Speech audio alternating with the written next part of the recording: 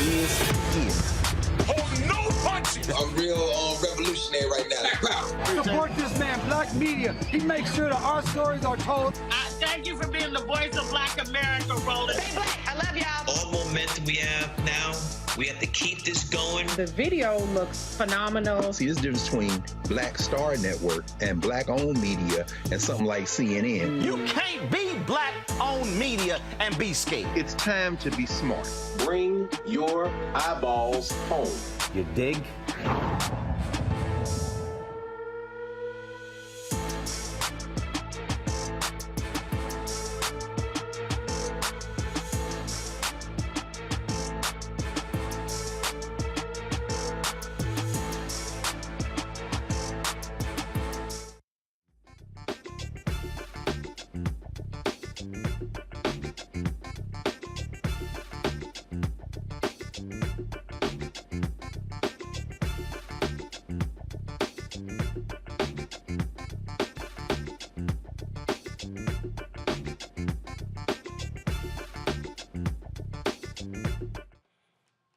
Folks, today is Wednesday, May 11, 2022. Coming up on Roland Martin Unfiltered, streaming live on the Black Star Network. Another black man killed by police officer, this time in Houston, when an officer with a history of excessive force shoots a black man as he flees. We'll talk to the family and their attorney, Ben Crump, who is demanding the body cam footage be released. The congressional map approved by Florida Republican Governor Ron DeSantis has been deemed unconstitutional by a Republican-appointed judge because it dismantles black districts. We'll talk with a Florida. First of all, it also says that black people cannot choose their own representative, as what the judge ruled. As we look at last night's midterm primaries in Nebraska and West Virginia, we'll examine who is being classified as working class voters and how candidates neglect people of color. We'll chat with author Tim Wise. Also, the United States Senate does not move forward with a bill codifying Roe v. Wade. Yes, Senator Joe Manchin did not vote with the Democrats. And the case of a black Texas woman is sentenced to 5 years in prison for illegal voting is getting reviewed. Her attorney will give us an update. Also, I was in Miami at the F1 Miami Grand Prix over the weekend with the first black driver in the Indianapolis 500. Willy T. Ribbs will join us tonight to talk about the work that he is doing in F1. Plus, in our Tech Talk segment, an app is used to keep tabs on your kids, keeping truancy down. Y'all don't want to miss that. It's time to bring the funk on Roland Martin Unfiltered on the Black Star Network. Let's go. He's got it. Whatever the miss, he's on it. Whatever it is, he's got the scoop, the fact, the find. And when it breaks, he's right on time and it's rolling. Best believe he's knowing. Putting it down from sports to news to politics. With entertainment just for kicks, he's rolling. It's on Go, Roll, y'all. It's Roland Martin, yeah. Rolling with Roland now. He's funky, he's fresh, he's real, the best, you know he's Roland Martin now.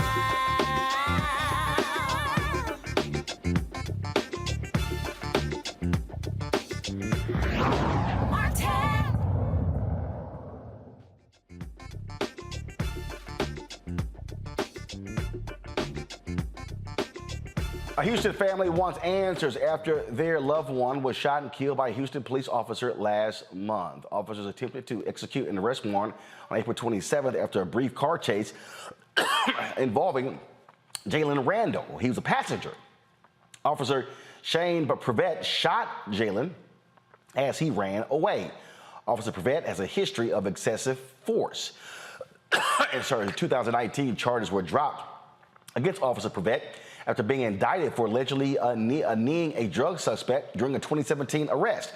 Joining me now is Ben Crump, civil rights attorney, the family attorney, plus Warren Randall, Jalen's father, Tiffany Rachel, Jalen's mother, Tony Rachel, Jalen's stepfather, Jalen Randall, Jalen's daughter, Shavandra Stagg, and of course, Jalen's mother. Glad to have all of you here. And so let me just first of all start with what actually happened here.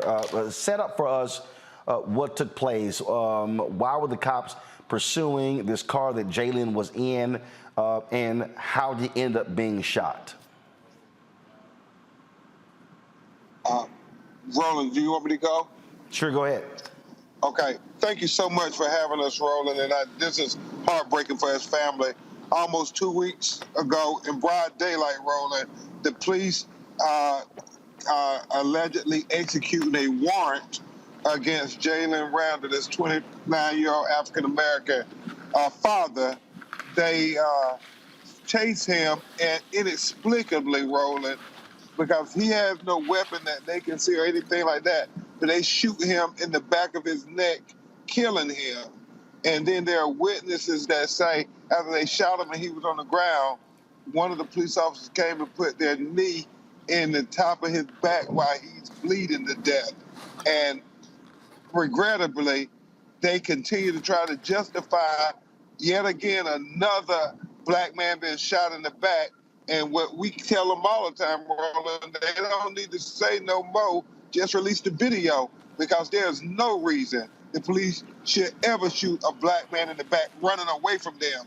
We've talked about it, Roland. Why is it when a black man's running away from a police officer, a white police officer, that he's the most dangerous man in the world, where he's going to shoot him, even though he's not posing a threat? And so that's what we're dealing with in your home area of Houston, Texas, and the fact that they haven't released the video, and we know that this officer was charged for aggravated battery on an African-American previously, but yet he was still allowed to remain on the force. So, okay, so they were pursuing Jalen. Again, were they pursuing him or the driver? Because Jalen was a passenger in the car, and they were. What kind of warrant were they trying to execute? They were pursuing him, as we understand it, and it was a warrant. They said him and his girlfriend had got in an argument. So it was a warrant dealing with domestic abuse. Is that what it was? It was a domestic situation, yes. To the Randall family, what has police told you about what happened, or what has been conveyed to you? Well, Roland, the police haven't told us anything at all. They never even told us that Jalen had been shot. We had to find that through external factors. We had to find and track down which hospital he was actually taken to. So they haven't reached out. They haven't even spoke with us at all. Not to me, at least I know. I don't know about Tiffany. They hadn't even said anything to us, period. So, again, based upon what y'all have been told, that they. So first of all, where were they? Where did this actually happen? Was it in a neighborhood? Was it somewhere in the city? Where did this actually happen? Well, it happened right in our backyard. It happened in Pleasantville. And so it happened in Pleasantville subdivision in East Houston, which we all, me and you know where that's at. And so all we did know, it was supposed to have been, like they say, claimed to be a short chase or whatever. They said that Jalen got out the car, and all we know, as soon as he set feet on the ground, he was shot in the back of the neck by one officer only. So it seems to be, in most of these situations, if it was a threat, more than one officer would feel it was a threat. And why did only one person shoot? And why was that the one with past previous abuse issues? So, but is there any kind of police report? Are they saying they saw Jalen brandish a gun? What are they actually saying was the cause, the reason why shots were fired? They haven't given a reason, but after the fact that he was shot, then they said a gun was in a bag, never garnished, never brought out, never used or pulled out in a threatening situation. So that's the only thing that we've been told. We've really been just in awe. We don't know what's going on because we haven't spoken to anyone, none of their spokesmen, none of their, people they have in charge for us, just, explaining the situation. No one has reached out to any of us. Ben, you are pushing for the body cam footage to be released. What has been the response from HPD, from the city of Houston, from the district attorney's office? You know, it's nothing. Today, Roland, we released the findings of our independent autopsy to prove scientifically what we long suspected, since HPD didn't tell the family anything, but obviously they saw the body and where it appeared to be from the neck. But Dr. Adami gave us his autopsy findings and said, no, it was absolute from the back to the front. So he was clearly running away from them. That was what we proved, and that hopefully will put greater pressure on Houston Police Department to release the video. They say they're going to release it in a month or so. And this is just mystifying to us, Roland. If you got a video, all the police officers got body camera, why does it take so long to do an investigation and release the video so you can build trust with the community by being transparent? We all know he's been shot in the back. Why are you going to delay it? But that's what they continue to do over and over again. The only thing I can think of, Roland Martin, and, you know, Attorney Monique Presley and I, we talk about it all the time. They're trying to get their story together to justify the unjustifiable actions of this police officer, because there is nothing they can say to tell us we didn't see what we saw when they released that video and shows Tiffany and Mr. Randall's son being shot from behind. Nothing they can say. And George Floyd 2-year mark is May 25th. We want that video released before May 25th. Final comment from the Randall family. Tiffany? Your final comments yet? Well, the final thing we want, Roland, is justice, transparency, and we want to bring light to situations that are occurring in this country. Like I said earlier in the speech that we had, you know, you have all these money being allocated to the war in Ukraine and the border situation. We fight every day to live good, healthy lives in our own community, and we don't seem to be able to get any help, any understanding. They keep putting people within our community that know nothing about our community, which causes some type of and distrust, I guess, that they have with us. But we need better policing. We need policemen. We need more of our own policemen to represent us in the community. We just want to bring the light and have justice for Jalen. That's what we want, Roland. All right. Well, let me thank all of you, Attorney Ben Crump as well. Thanks a lot for joining us. Thank you. Thank you, Roland Martin. I want to bring in my panel up for today, and Scott Bolden, a former chair of National Bar Association Political Action Committee attorney here in D.C., Tanya Washington Hicks, professor, Georgia State University College of Law, Monique Presley, legal analyst, crisis manager. Glad to have the three of you. What immediately jumps out, Scott, is when we see these cases repeatedly, police shooting someone who's fleeing. And we don't know fully what happened here because we don't have the body cam footage. But again, it's one of those things, if you know where someone lives, and if someone has not brandished a weapon or threatened your life, why are cops still shooting people in the back or from behind when they're running away? Because they don't care. That's why. It keeps happening over and over again. You would think, Roland, that the police department and training and these officers would get really smart. I mean, it's been like several years when we have the iPhone cameras and what have you. And you can see where the lawsuits, the criminal prosecutions have had zero impact on these cases. I could shut my eyes, listen to that interview you just did, and put Philander Castile or Laquan McDonald, and I could just pick a name and put it to that interview. Whether I'm right or wrong, the fact is my eyes were closed, and it's still bad police misconduct. And this officer has another prior charge against him. They don't see us, so it keeps happening. But it's really the dumbest thing I've ever seen, that there's been no positive impact by now. And the camera and the footage, as Ben said, is to get their story together, but they'll tell you these like race neutral and administrative neutral reasons why the footage isn't available. Well, it's got to be reviewed. We've got to make sure the technology was working the right way. And then it's got to go through several channels of review and what have you by higher ups and what have you. And it's all nonsense. There's nothing more powerful as a piece of evidence for or against a defendant or the police than the actual video footage. All we have to do is look at it and we can reach our own determination. They fear that transparency, though. And so this is going to take some time.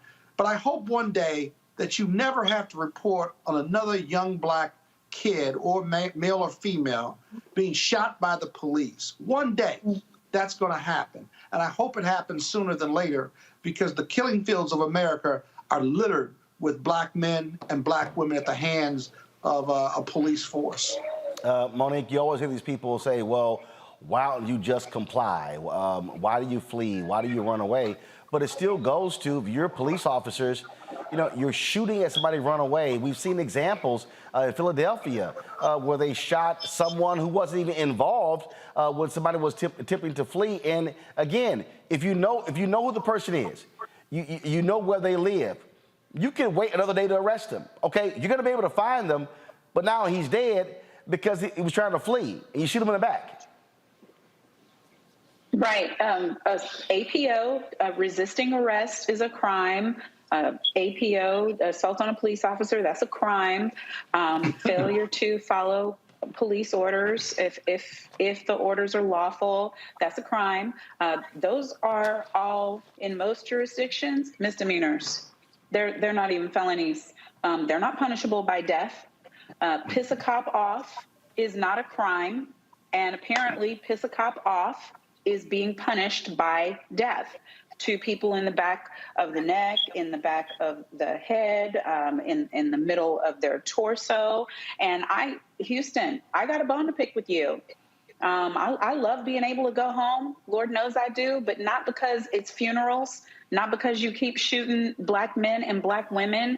HISD and Baytown ISD, Baytown Police Department, Houston Police Department, and Lamarck Police Department, the Joshua Feast case, that's another shot in the back without being armed. There's a disproportionate number of those coming out of that Galveston County and Houston County, and there's a problem. And the problem is not policy, because people want to come in and say, let's change the policy. I'm people who want to come in and say, let's change the policy. But it is anti-policy to shoot a fleeing felon in the back already. They are offering justifications for it. If it is a threat to the community, if it's armed and dangerous, there are already justifications on the book, but they don't have those. So that's why we end up waiting for body cam footage, as Scott said, so people can get stories together so that they can invent things like furtive gestures and fear of something that was going to happen next. I thought I saw them turning around. They wait, they break down the footage, they break it down into little bitty parts, they slow it down, they speed it up, they come up with a story, and then they give us a story because there aren't enough witnesses. If there were witnesses with cameras, we'd already have the footage by now because they wouldn't have this time. They wouldn't have this delay. So fraternal order of police, a pox on your house. Houston Police Department, get your act together. Where is Acevedo when we need him? He need to be an expert on your show, Roland, to tell the truth about these folks. He don't work there no more. Give up the goods. He's following me right now. I'm about to tag him in this post. Enough. And it happens, and it's not just one city, Tanya. It's repeated cities, and again, cops get no bill, all good. People say justified, and again, you go, if somebody's running away, you yell, don't worry about it, we gonna catch you. I'm sorry, death should not be the ultimate sentence. Not for an arrest warrant for domestic violence. Yeah, and you asked, Roland, why does this keep happening? It keeps happening because Black lives don't matter. I mean, that's the bottom line. This person was posing no threat. The gun was in the bag, which they could not have known until after they killed him. I would wager if that video, the body cam footage showed that he did something, we'd already have it. And so, you know, this post hoc attempt at justifying another incident of unjustified killing of a Black person, unfortunately, is part of the course. And I mean, as Monique said, Houston, we have a problem. You know, Roland, real quick. Yeah, go ahead, final comment. Go ahead. You know, this has been happening, and the Supreme Court has said on the Tennessee v. Garner that it is illegal, unlawful for the police to shoot a nonviolent fleeing felon. The case in Tennessee v. Garner happened in Memphis, where they were chasing a young Black guy in the dark. He hit a wall, climbed the wall, and while he was climbing the wall to get into another neighborhood, running from the police, who really hadn't done anything. I can't recall what the exact facts were, but he was unarmed, and they shot him in the back. So since 84, 85, the Supreme Court has said it is illegal to do this. Then why in 2022 are you still having to report on these types of cases? It makes no sense. That ought to be a fundamental piece to every police department in the country. You cannot shoot a nonviolent fleeing felon in the course of your duty while you've got a gun, a badge, and a flag. And yet in 2022, they're still doing it. It's utter nonsense. It's deadly nonsense. It really is. Everybody listening, look up this case, Tennessee v. Garner. We see it being violated regularly in 2022. Well, it'll be nice if DAs would actually enforce that law. All right, folks, hold tight for a second. When we come back, all the folks are talking about Ohio and West Virginia, Pennsylvania, Michigan, working class voters. Aren't they really talking about white folks?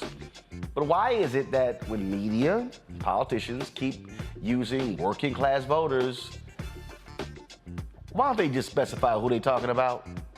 We'll talk with anti-racist Tim Wise next on Roland Martin Unfiltered on the Black Star Network.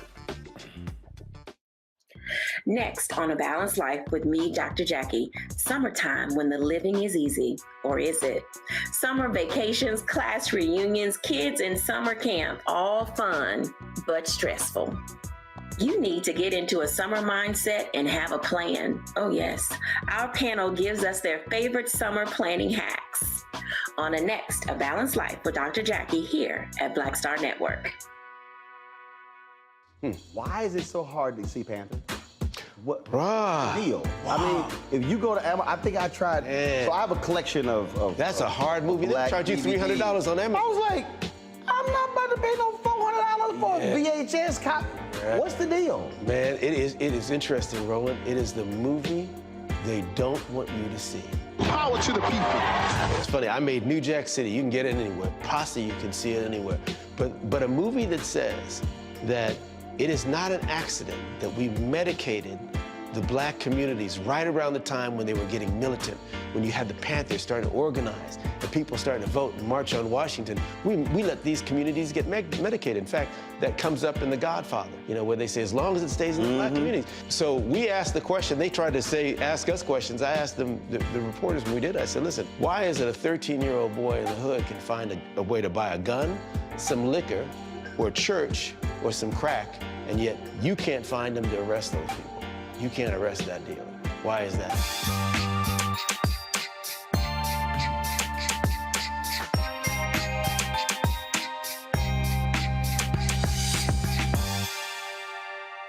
Yo, what's up? This your boy Ice Cube. What's up? I'm Lance Gross, and you're watching Roland Martin Unfiltered.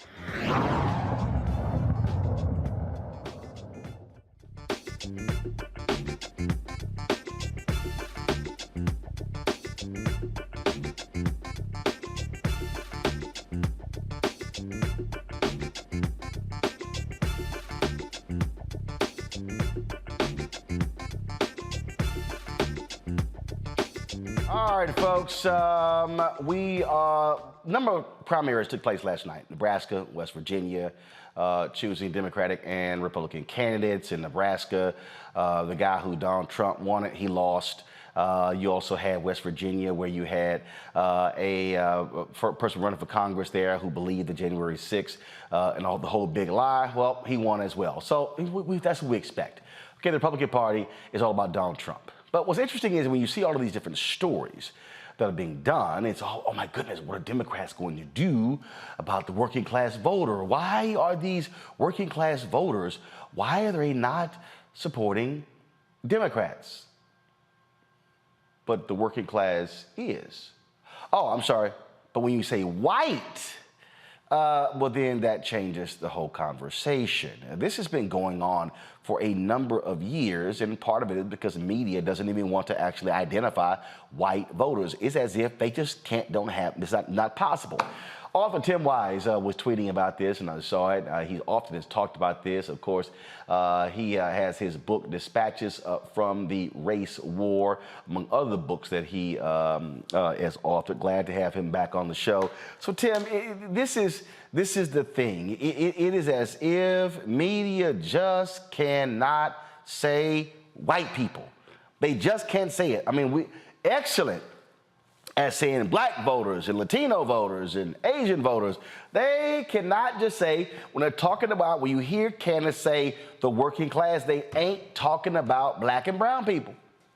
Right. And it's not just the media. I mean, politicians, including Democratic Party politicians and consultants, have a long history of doing this too. And not just sort of mainstream corporatist Democrats, but Bernie Sanders often conflated the working class with white folks. When he would speak of the working class, and when a lot of folks do, they have this 1930s New Deal labor union imagery of guys on the factory floor or, up 100 stories on the girders building the buildings in New York. The majority of the working class today in 2022 are black and brown, disproportionately women. They are not factory workers. It doesn't look like 50 and 60 years ago. So it's very important for us to specify what we mean. The reason, it's not just an academic point, right? If you define the working class as being the same as white, then it leads to different types of strategies than if you have an understanding that the working class is multicultural and some of it's already with you. The black and brown portion of it, definitely overwhelmingly with the Democratic Party, the white portion not, which tells you what? It tells you that the problem isn't a class issue per se, right? That it isn't about, well, you just need to talk about economics more, because clearly black and brown folks are either getting the economic message of Democrats already, that they are, the party that at least is trying to do something for working people, or those black and brown folks realize, well, maybe they're not that great on those issues, but they're better on these things. But either way, what it tells you is a simple, what do they call it, kitchen table issue approach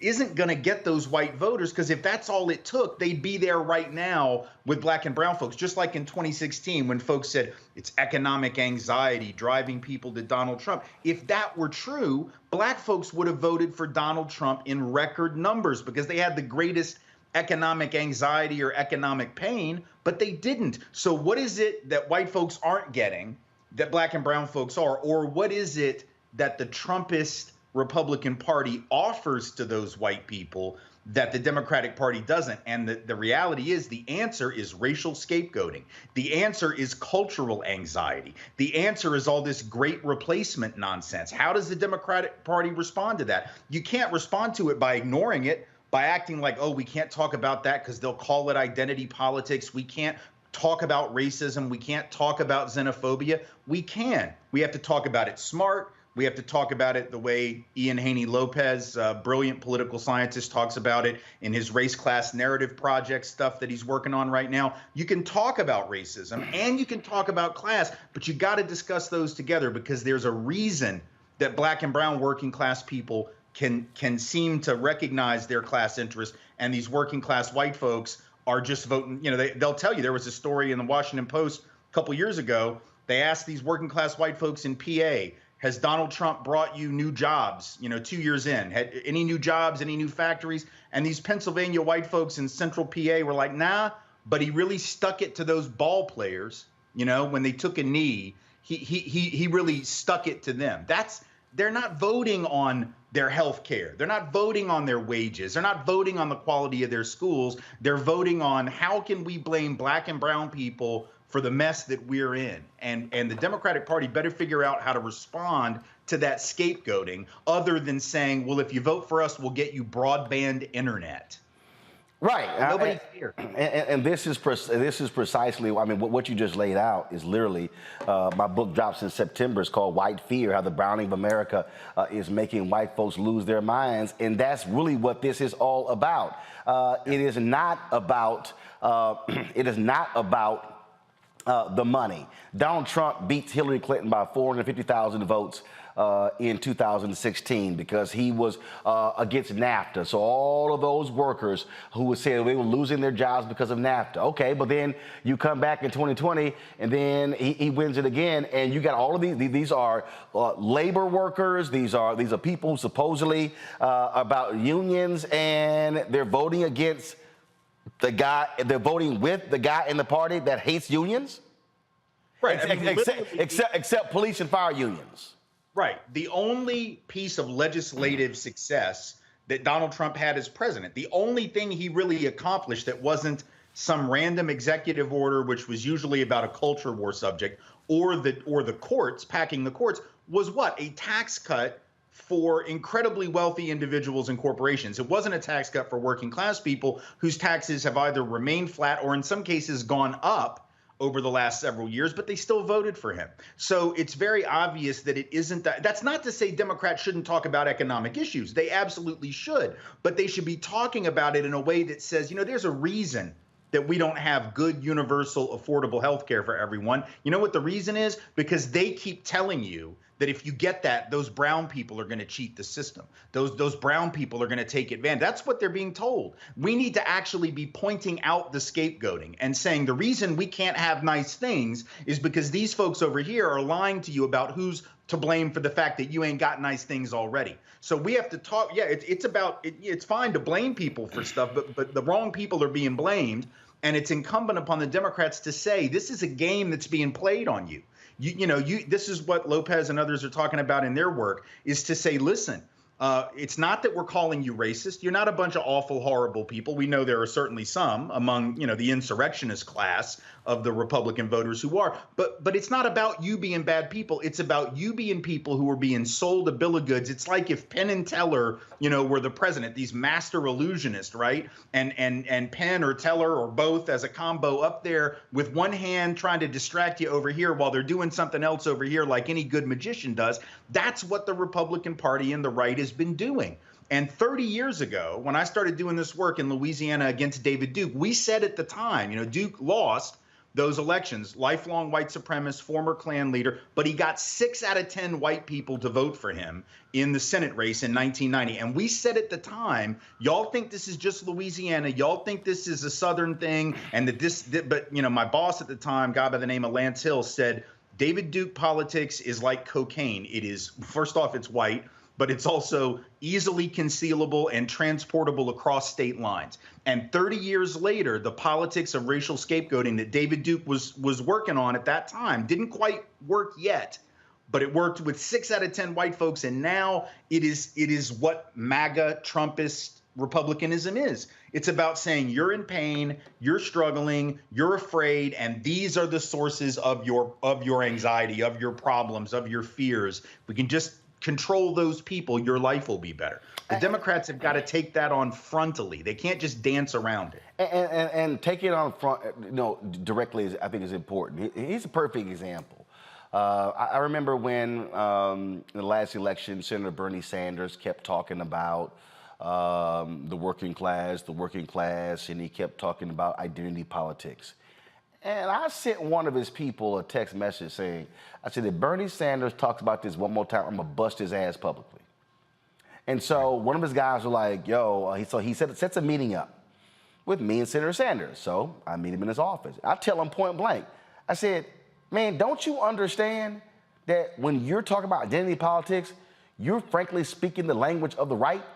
And I said, and I'm telling you, I said, that's what they were saying about John Lewis and the SNCC workers and black people. When you're fighting for civil rights, identity politics. I said, so you better be damn careful. I told him point blank. And I said, Senator Sanders, you need to be going talking to white people about identity politics. I said the same thing to Senator Elizabeth Warren. And I'm like, y'all gonna talk about the white people. And so, but here's another example. So President Joe Biden and his team dropped this video today when he met with Chris Smalls and the Amazon workers out of New York. So watch this.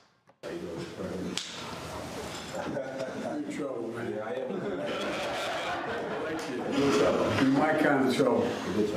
Congratulations, man. I got in a little trouble by it. You may recall I was saying I'm looking forward to them being organized. Yeah, well, well, you got it done in one place. Yeah. Let's not stop. That's right. All right, and that's great. He met with Chris Small and those workers. But Reverend Barber and Reverend Liz Theo Harris of the Poor People's Campaign, they have been trying for more than a year to sit down, have a meeting with President Biden and Vice President Harris, to not just with those two, but with actual poor and low-wage workers, people that I had on the show last week. And the White House and his team have refused to actually schedule the meeting. Now, they're coming here June 18th, and I'm sitting here going, a third of all voters in America are poor and low-wage workers. Hello, if you want to win in November, how about you meet with them, not just folks who got, and again, the work that they did getting that union at the Amazon place in New York, that's great. But what the hell is taking so long? The GOP ain't gonna meet with them. Right. Well, my guess is that there's a willingness, and again, all credit due to that union work that they've been doing there. It's fantastic. We've seen the same kind of thing happening at Starbucks. We're seeing it at Amazon. We're seeing a lot of really amazing labor work. Point being, disproportionately being led by black and brown workers. Very important to point that out, right? Again, the working class, very different than what it is in sort of the Bernie Sanders 1930s factory floor, New Deal kind of imagery. So it's great what they're doing, but the problem with that is, I think, at least in part, the willingness to meet with the Amazon folk is, Amazon's easy to beat up on. The right doesn't like Amazon because it's Jeff Bezos and he owns the Post, right? And he's looked at as a liberal. So I think they feel that that's safe. Well, we can meet with the people that are unionizing Amazon because sort of everybody hates Amazon for different reasons, right? Like the left feels this way about them, the right feels this way about them. But if you meet with Reverend Barber, oh, well, that's different. If you meet with poor folks and working class folks more broadly, not just in one particular company that it's easy to beat up on, then that's going to send a more dangerous message. They better wake up from that. And they better start to realize that unless they are prepared to talk about the intersection of issues of race and class and gender, because now this attack on reproductive freedom and bodily autonomy, it's all part of the same thing.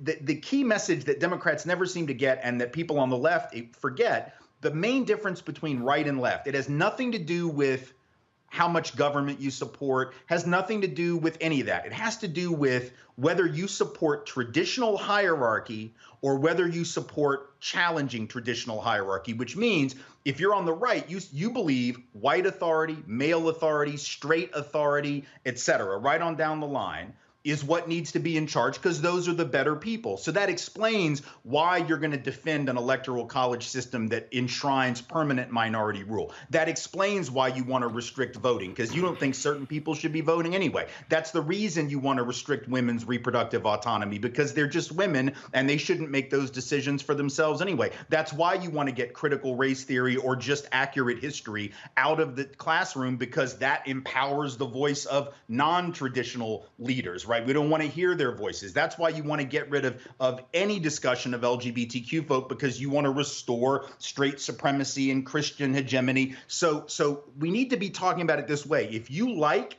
traditional authority and you think that works well for you, by all means, you should be a Republican. But if you're poor, if you're working class, if you're struggling to put your kid through college or pay for your health care, then by definition, traditional authority ain't working for you. Right. So even if you have a disagreement with certain people in the left or progressive coalition about some issue that touches on something that you care about religiously or whatever else, like you need to remember traditional hierarchy has never worked for poor people. Traditional hierarchy has never worked for working class people. Traditional hierarchy works for itself. And the Republican Party is supporting all of those traditional hierarchies. And the Democrats need to be speaking about that as a problem, right? That traditional authority and traditional hierarchy hadn't been serving us very well. And I think they're afraid to do that because, again, so much of their money comes from wealthy folks. And so, you know, they've sort of thrown in with a lot of corporate folks over the years, and that's gotten them in trouble and made it very difficult for them to bring this message. But they better do it, because that's what really separates the two sides, is essentially whose side are you on, the top or the bottom, right? And the bottom, whether it's a race hierarchy, a class hierarchy, a gender hierarchy, a sexual hierarchy, a religious hierarchy, the bottom, right, is getting shafted every single time that we continue to return those people to power. Tanya, question or comment? I agree with Professor Wise.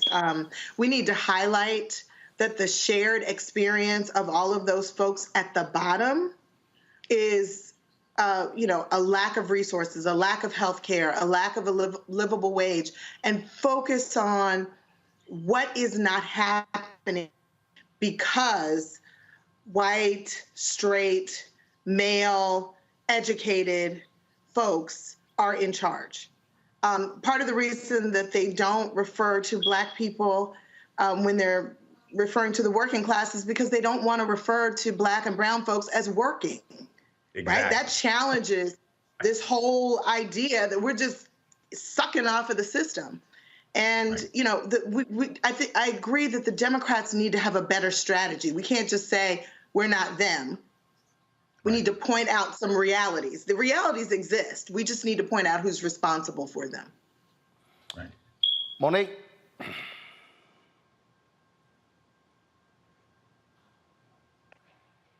No, I mean, I appreciate everything that you do, Tim. Thank you so much.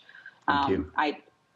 I really do believe that there's a way, though, for us to accentuate the things that the administration is doing while doing the course correction on others. So, for instance, I know that high-speed internet connection is a big deal. And it may be a hard sell for people to understand that some people can get on 1 million Zoom meetings easily, some can't. Some students are able to do their homework at home. Some have to do it in a parking lot outside of Starbucks because they have the Chromebook the school gave them, but no Wi-Fi. And these gaps are poverty gaps. They are race gaps.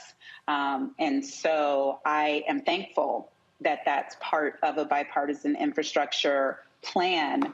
And I just wonder whether the issue isn't that the Biden administration does not care about the right things and isn't trying to do the right things as much as it is people don't know the things that they're doing. No, I actually don't think that's what I was asking Tim. No, actually, but it's my show and I'm gonna respond. Okay. I'm gonna jump in. I'm gonna jump in here, and then Tim is gonna respond as well. Here's, to me, is a fundamental problem. Okay, it's not that folks don't care. You gotta tell white people directly, hey, we got you this and they didn't. That's part of the deal. So what Tim is laying out here is that you have Republicans who are gonna claim they did all these great things, they don't care about you, we're the party of the working class, we believe in populism, and then what Biden does, he makes an announcement, but what he's not doing is going directly to those white voters in the rural places. In the last election, Tim, Tom Tillis was sitting here polling around 16, 18% among African Americans. How? This man was the architect of voter suppression, voter ID in North Carolina. You know why? Because Dems were not actually talking to rural Black people. Part of the thing is when I see Democrats having these conversations about broadband in rural America, they're talking to suburban America. You gotta go where the broke white people are. Well, that's part of it. But let me also say this. Look, I know consultants don't like to hear this, and a lot of people in the party don't like to hear this. And the Jim Carvilles of the world, who were locked in a paradigm that's 30 years old and was barely true then, don't like to hear it. But the idea that in the 21st century, voters are making decisions on bread and butter pocketbook issues, principally when they are white. Now, black and brown folk, I think, are, and I think the truly broke, hardcore, hard scrabble, quote unquote, working class do. But, you know, let's be clear. The white folks that are the biggest problem are sort of that upper working, lower middle, sort of anxious middle. These are not the January 6th insurrectionists were not a bunch of rural working class people. They were white folks with incomes at or above the median, often 10, 20,000 above the median in this country. They were disproportionate. The one thing that linked them was coming from communities where there had been an uptick in the number of brown people or black people. That was the number one determiner of whether a geographic locale sent insurrectionists to the Capitol. It wasn't their economic position. It wasn't if they had internet or not. It wasn't if they had good health care. It wasn't if their wages had gone down. It wasn't gas prices. It wasn't any of that. It was, are there more brown people here than there were in 2012? And if the answer was yes by a significant number, that is what predicted insurrection. So we can talk about all these things as good policy. ACA was good, inadequate, but good policy. Broadband internet, good policy. But as a political sales tool, I know of zero evidence that says anyone is going to go to the polls and vote for a Democrat who wasn't already likely to do that because of broadband internet. I don't know of any evidence. If there is research that says this moves the needle, then it needs to be presented, because I've looked for it. I can't find it. Partisanship is overwhelmingly negative right now, which means we have got to talk about really big issues, and we've got to enter into that culture war. You can't skip around the culture war. You have to point out that the culture war is a distraction. You have to call it what it is. It is a scapegoating tactic used by magicians to keep you from realizing what they're actually doing. And the good thing about that approach is, it's, you know, a lot of people like the Bernie Sanderses of the world want to beat up on the millionaires and the billionaires. Nobody cares about the millionaires and the billionaires except for the fact that they're not won yet. Right. So I mean, I happen to think that those are fine targets, but your average white dude out there does not care. What he will beat up on is a politician or a media person, because they don't trust them. So the argument should be these politicians and these media folk are leading you astray, making you fear brown people, making you angry at black ball players, making you angry at whatever, right? Thinking that they're the reason that your life sucks. And the reality is they're the reason that your life sucks. Those politicians and those media folks that don't want to tell you the truth. Anybody can be steered to that a lot easier than they can be like, you know, I mean, I don't happen to like Elon Musk, but most people, for whatever reason, think he's a genius because he wants to colonize Mars and buy everything. Like, so you can beat up on Musk. I think that's fun, but it's not going to work the way it would if we would talk about politicians scapegoating, politicians distracting us, right, as opposed to sort of an old school class politics, which just says it's about, you know, like the elite versus everyone else. That's an important message, but I just don't think that works right now. And I don't think this look at all we've done for you thing works right now, because folks are in a mode where they are going to focus on this sense of loss. The research on this says that people are far more likely to mobilize politically to defend against loss than they are to gain something. So if the Democrats say, if you vote for us, you'll get X, Y, or Z, but the other side says, if you don't vote for us, they'll take X, Y, and Z from you, Republicans win every time.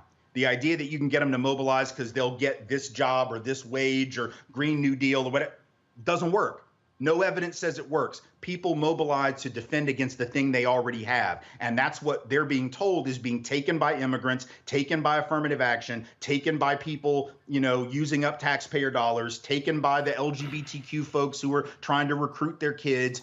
That is the threat mechanism and the threat mobilization that the Democrats have not figured out how to respond to.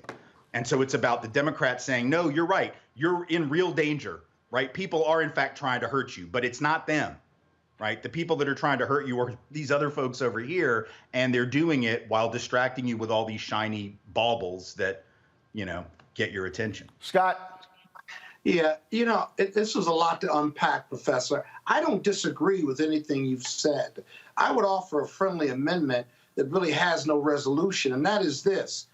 How do you get, if the Democrats do everything that you say they should be doing, messaging or otherwise, there's a big gap there in whether you can convince white folks who are Trumpsters to believe the Democrats. and to believe that it's worth trusting them when they are the party of black and brown and gay folks. I think it comes down to race, period. And I know you say it a lot of different ways, but fundamentally it may be cultural, but it's rooted in race and white people not wanting to be affiliated. And I think you said this in regard to the Democratic Party and what they represent. I use, for an example, the ACA, right? Obamacare, if you will. It helped insure 50 million people, majority of them poor and white, I would argue. And yet they would say they would never vote for Obama, but it gave them health care. And so Democrats went to them and said, this is the health care that you're receiving right now from Obama. And those 10 poor states that are in the South that get more federal aid than ever, they're still voting for Republicans who are against entitlements. They voted against Barack Obama, even though he gave them health care, and the messaging was clear to them that this came from Obamacare. No, they rejected Obamacare and said, but I want American Health Care Act. No, they didn't. I think race plays a powerful piece in this, and convincing white people to come back to the Democratic Party or to do away with or walk away from the Republican Party, it's less academic than that. How do you get through to them to convince them to say yes, as opposed to fixing the messaging that probably won't work because Republicans are so much better at it? But Scott, here's one thing. But here's one thing though they didn't do. What you just described, they actually didn't do. They literally did not. They literally did not go to the brokest, whitest parts of the country and say, "Hey, Affordable Care Act. Oh, you don't like Obamacare? It's the same thing. Oh, by the way, I passed it for you. Do you know why, Mississippi?" I think they did. No, they didn't, Scott. You don't think they did Scott, they didn't. Scott, I was sitting in the White House. I told Obama directly, why do you keep going to Virginia and Ohio and the suburbs talking about the Affordable Care Act? Go to the reddest, whitest, brokest, sickest parts of Alabama, Mississippi, Louisiana, Arkansas, and take them on. Well, you know, they were like coming up with whatever the hell. And so what they did was, you gotta go to somebody and say, guess what? Your senator voted against your issues when it comes to heart disease, your issues when it comes to opioids, your issues. They don't do that. What they do is they simply go through this deal of like, hey, we're the better ones, not them. If you're gonna be in a fight, be in the fight. Swing. Let me tell you what. Tim, go ahead. Let me tell you what they should have done from the start. One of the reasons that they probably didn't try that in certain states, particularly in some of those southern states, is that, as we know, and I live in Tennessee, so this happened here, the legislature in a lot of our states undercut ACA because the Supreme Court said they could when the Supreme Court did not require the expansion of Medicaid. Right. It allowed states like mine to not expand it because they were trying to kick the legs out from under ACA anyway, right? And they did. They limited how much it could benefit people in a lot of states. And so a lot of the people in those red states didn't reap the benefits the way they did in Connecticut and California and other places. So what they should have done, I think first thing Biden should have done, or anybody should do now, is say, listen, those of y'all that are in those states where your Republican legislatures undermined your health care, we're going to make sure that we're going to expand coverage for you right now. We're going to push through huge subsidies specifically directed at you, at your states, because your Republican lawmakers undermined your ability to benefit from this thing. It's not we tried. You know, this is what we here's what we passed, here's what we supported, and it was y'all's state. And the reason that's important is not only might that get some people to recognize who benefits them and who doesn't, but it also raises the question at the state level where Democrats are playing from so far behind. You got all these legislatures that are super majority Republicans because people think that their interests are being served. They need to be reminded the reason that their health care sucks, if it sucks here in Tennessee, is because of what the GOP did. Boom. Not what Obama did. They tried. But the GOP made it impossible for that bill to benefit you the way it was intended. That should have been the message. And I haven't heard that message from anyone in this. Tim, the evidence of what you just said is what happened in North Carolina. All of these white people were initially against Moral Mondays and against what the NAACP and Barbara was doing. And all of a sudden, those white folks said, damn it, our rural hospitals are closing. And Reverend William Barber told me there was a parade in North Carolina and a white guy draped in the Confederate flag walked up to him with tears in his eyes and say, "You and I don't agree on much." He said, "But thank you for fighting for our hospitals." And so in North Carolina, the reason they have been able, why Democrats have a majority on the state Supreme Court, which overturned many different things. Why does a Democratic governor? Why? Because what they did was they talked about the very issues of broke white people and said, those are the people who are screwing you. And they explained to them how they were getting screwed. And that's why when I spoke to the North Carolina NAACP, I ran into these white women who were the founders of an NAACP chapter in the mountains of North Carolina. And they said, ain't nothing but broke white people around us. And we are running the NAACP chapter because they hit the issues. All I'm simply saying is, and the thing is this here, Scott, you ain't gonna flip the MAGA people. That's not the point. The point is you go after the people who ain't voting. The largest group of people to win are the people that Reverend Barber and the Poor People's Campaign are targeting. And all I'm saying is that's a lot of white working class people. That's who they've been mobilizing in West Virginia. We told you, it was a white woman who watched this show, ain't never heard of Reverend Barber, was watching this show, saw him, and then she volunteered, and now she's a co-chair of the West Virginia Poor People's Campaign. So white folks can be reached, but somebody got to actually talk directly to them in a way they get it. And unfortunately, to Tim's point, Democrats are depending on a bunch of well-paid D.C., New York, California strategists who ain't trying to talk to broke white people. Right. Or acknowledge any of the race stuff at all. And that's a long-standing thing, by the way. I mean, even when we did the work against Duke, we had high-paid consultants. Mark Penn was one of them, and he's still, still doing his thing. Where he was telling us at the time that we shouldn't talk about David Duke being a racist because, we got to have racists vote against him too, or he's going to win. They were saying we shouldn't talk about him being a Nazi, shouldn't talk about him being an overt white supremacist. We should just talk about the fact that he didn't pay his taxes or something, or that he dodged the draft in Vietnam or something, or, whatever, like anything but race. This aversion to discussing how racism is used as a weapon is a white, upper middle class and affluent consultant disease that has never served progressives very well. And because that kind of skittishness, that unwillingness to say, this is what they're doing to you. Even we've talked about this before, Roland, that back in 2016, the biggest mistake Hillary Clinton made rhetorically when she said the thing about deplorables, the mistake there wasn't that there aren't some people like that. We saw them on January 6th, right? But the far better message, think about what happened if she had said, you know what? I don't think you're deplorable, but that guy does, because he thinks all he's got to do is talk about Mexican rapists and drug dealers and you'll roll over for him. He thinks you're a racist. He thinks you're a bigot. He thinks you're such a bigot that all he's got to do is like wave this flag about black people and brown people and quote unquote shithole countries or whatever, right? All he's got to do is talk about those folks and you'll buy it. And I believe in you. I trust in you. I think you're smarter than that. That would have been a far different message, right? Because that wouldn't have been beating up the voters. That would have been saying, you see that dude? You see what he's doing? You see what he's trying to do to you? You're smarter than that. And then some of those voters would have still fallen for it, but some of them would have been, oh yeah, look at what that jackass is trying to do. He's trying to con me. He's just like the rest of them, right? So this is the difference between sort of mainstream consultancy and mainstream party folk and like understanding the way that race is weaponized and has been weaponized and what it's going to take to de-weaponize it in this country. And I'm telling you, we got 1 million people that have died from COVID. A lot of white folks have buried their grandparents and their older parents because early on when the numbers showed it was black and brown folk doing the dying, a lot of white folks took this not seriously. We know that from the data now. We know that from several academic studies that white folks got nonchalant because, oh, it's just those black folk over there doing the dying, and then wait around 8 months and it was us, right?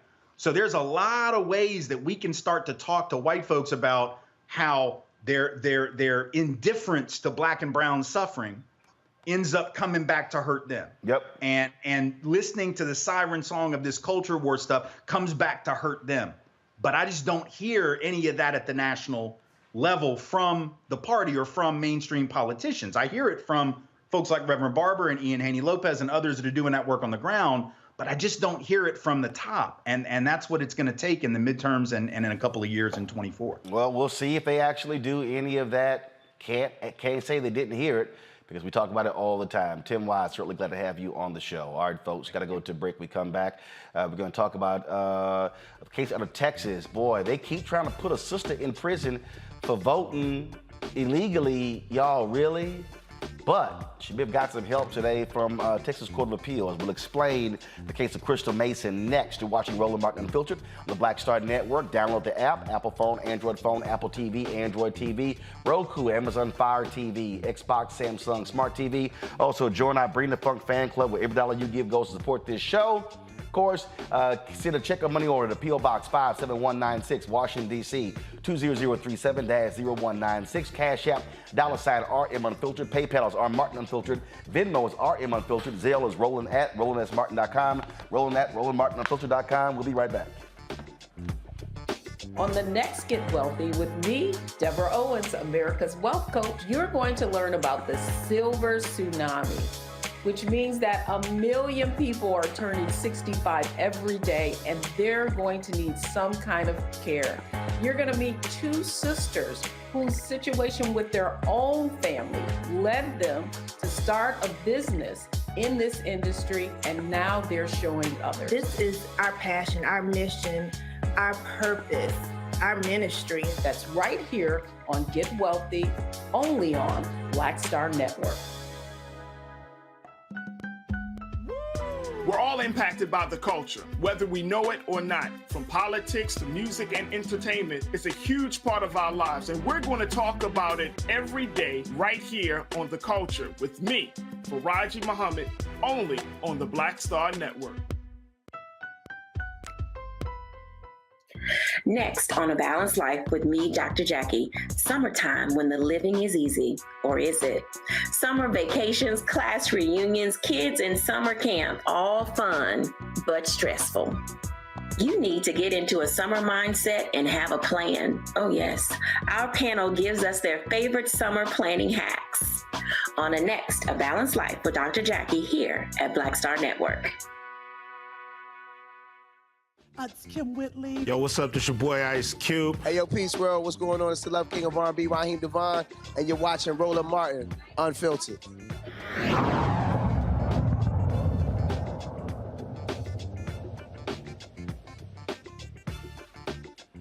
In Florida, Circuit Court judge ruled against Governor Ron DeSantis' redistricting map. Judge Elaine Smith said the version approved by the Republican-controlled legislature diminished the rights of African-American voters in the northern part of Florida. The maps removed Representative Al Lawson from his seat, giving the Republicans a majority of the seats in the state.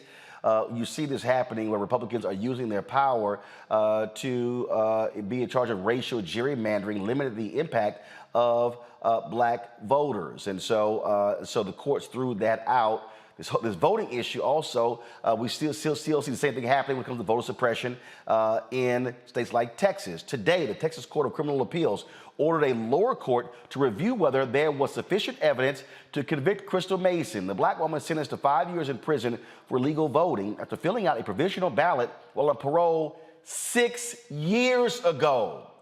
This win is crucial in our effort to have the conviction overturned. Her attorney, Kim Cole, joins us from Texas. And Kim, literally 6 years this has been going on. The amount of money Texas is spending to put this one sister in jail when her parole officer testified she wasn't aware. I mean, you look at the evidence, it's without a doubt she just didn't know. They are hell-bent to make Crystal Mason an example in Texas.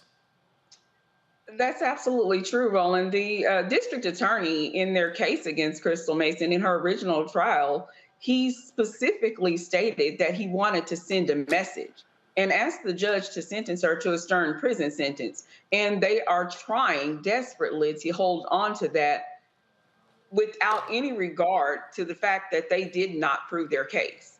Here in Texas, the election code specifically states that a person commits the offense if the person votes in an election in which the person knows that they are not eligible. Well, here, as you stated, Crystal had no clue that she was not eligible to vote. The state's own witnesses, that brother that was on the stand from the Bureau of Prisons, who was a supervised release officer, he testified, we don't tell them whether or not they can vote. He was the state's witness, and the state also presented county officials who sent letters. I guess they thought this would prove their case. They did send letters to Crystal's home address, but Crystal was in federal prison. She never got those letters. So Crystal, they never proved that Crystal knew that she could not vote, yet she was still convicted. And that's why we're here today. The Second Court of Appeals, because she was sentenced by a judge. There was no jury in this case. There was a judge who knew the key witness, who had actually met with the state's key witness a couple of weeks before Crystal's trial. So that judge found Crystal guilty. He was appointed also, I'll put that in there, a Republican appointee. And he found Crystal guilty. It went to the Second Court of Appeals.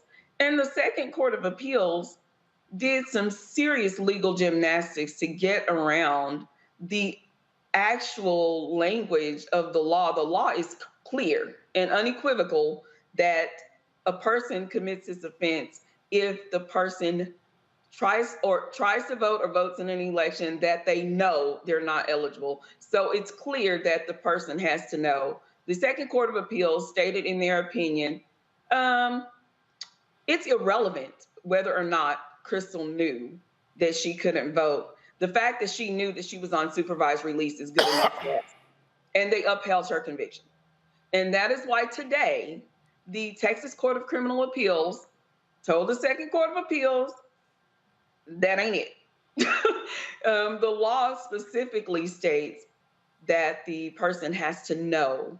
And so they told the Second Court of Appeals they need to reevaluate Crystal's case to see if the state actually proved that Crystal knew that she was not eligible to vote. And it is my firm belief that they did not. I mean, the thing that just, again, that is just so crazy is that, my God, this just, it's been going on and on and on. I mean, 6 years. I mean, and for folks who don't know, explain, when you say she was in prison, so she went back to federal prison because of the state conviction, correct? Or something like that?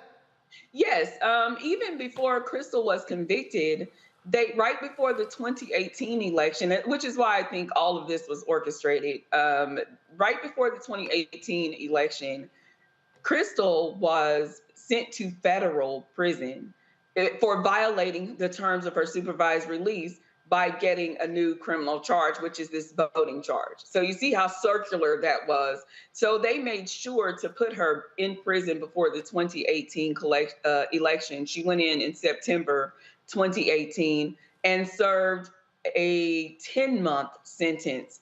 The judge in her federal case violated her supervised release, sentenced her to 10 months in prison, as well as an additional 3 years of supervised release.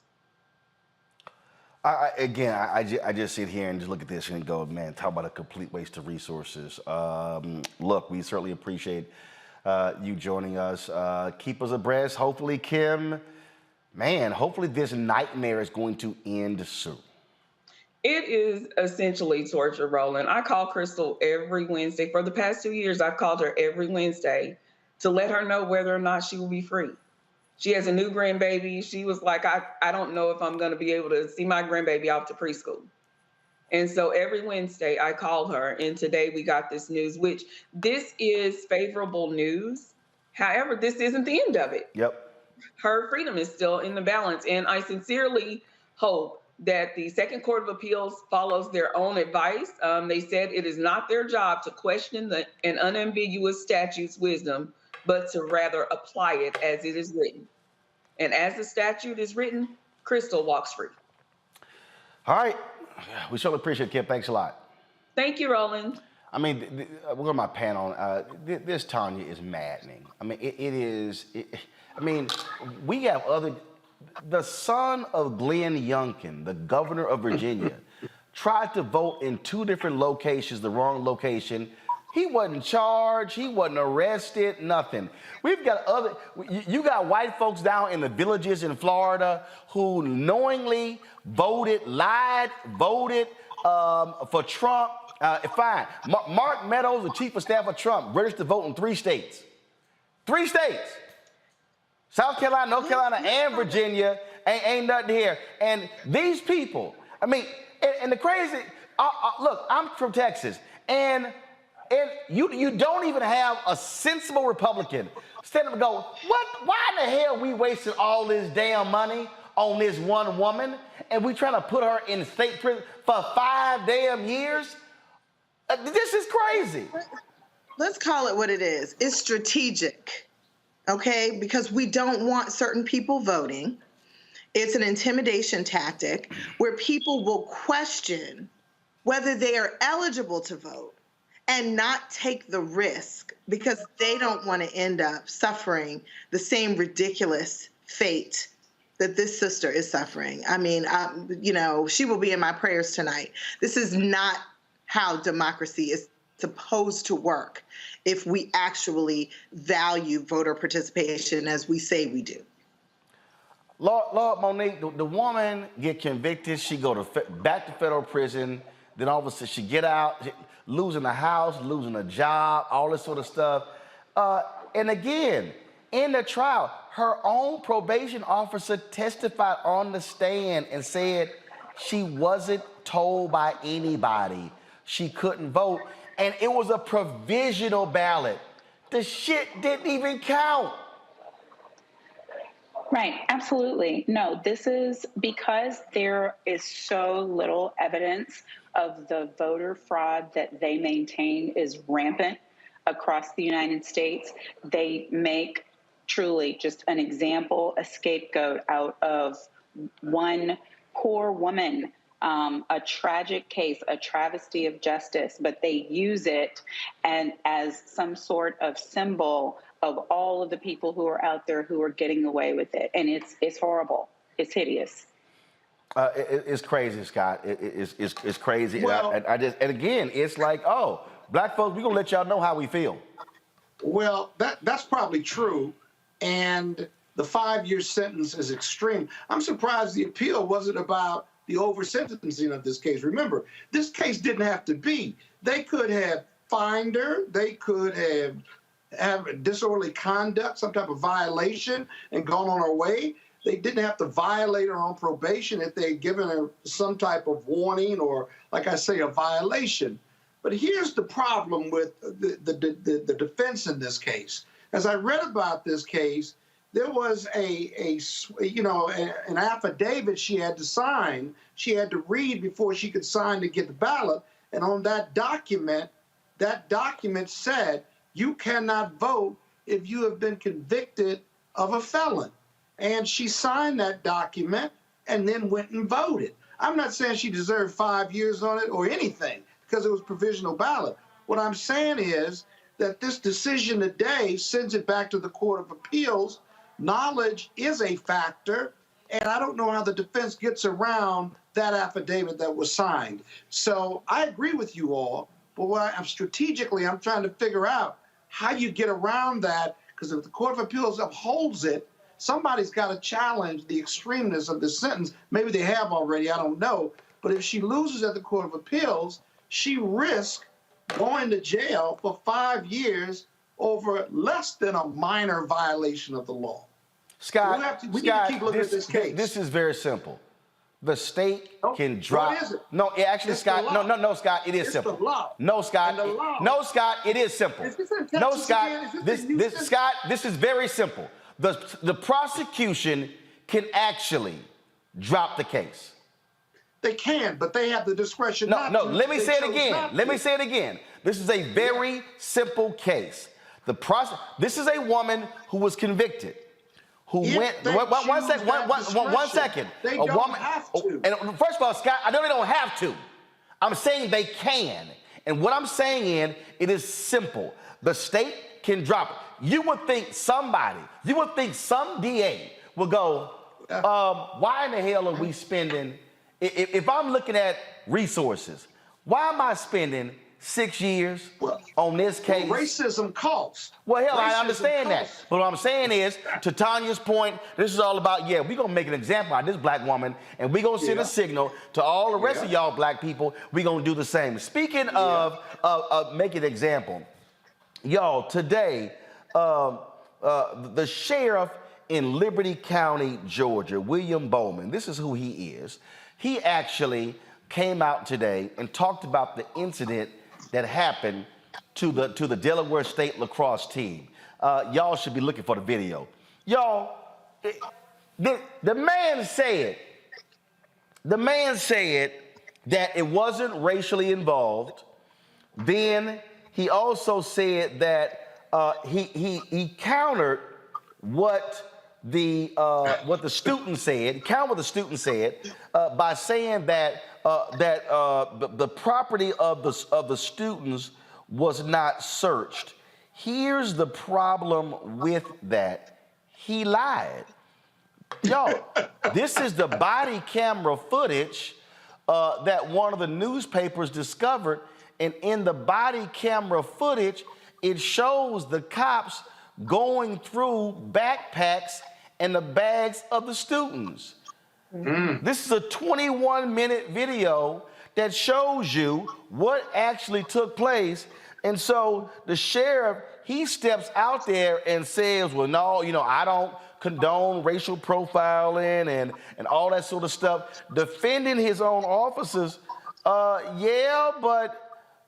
y'all wrong. I mean, so here's the body camera footage right here of when the cops were on the bus. Pull the audio up. Let's see if we got audio. All right, so this is the part where they were talking to the students. Okay, they were talking to the students. You see right here, they going through bags. Hey, Roland, what was the stop for? They were stopped because they said that the driver, now you see it right here. The sheriff, the black sheriff said their personal effects were not searched. Did his dumb ass not see the video before it got released? Here are examples. The body cam footage of his own sheriffs pulling the bags off. They stopped the bus because they said the driver was driving in the left lane. And that's supposed to be the passing lane. So they pull the driver off, then they get on and they say, we searching everything but for drugs. And then they claim that there are so-called coach buses often driving up and down the highway in Delaware where they got human trafficking and they're bringing drugs in. Like, are you serious?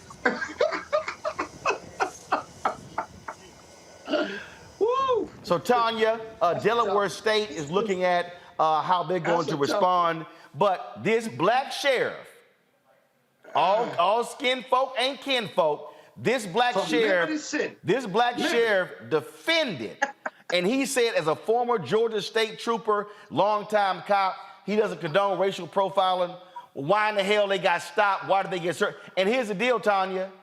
They pull a driver over for so-called driving in the left lane. He never got a ticket. See, I mean, where was the reasonable suspicion that justify searching these people's effects? He is the reason why people do not trust police officers.